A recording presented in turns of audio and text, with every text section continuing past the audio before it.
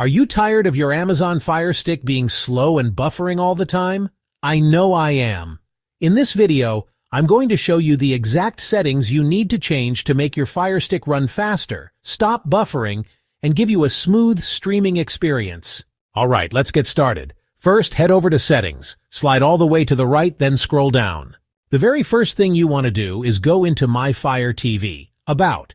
Then select Check for Updates. Keeping your Fire Stick updated is huge. It fixes bugs and makes your device run a lot smoother. Once that's done, hit the back button twice to get back into the main settings menu. Now go to Preferences.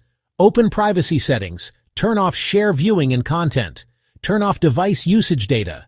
Turn off Collect App Usage Data. And also switch off interest-based ads.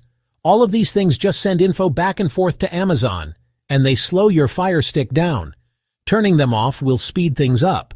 Next, still under Preferences, check Data Monitoring. Make sure that's switched off. Then go into Notifications and turn on Do Not Interrupt so you're not getting pop-ups slowing things down.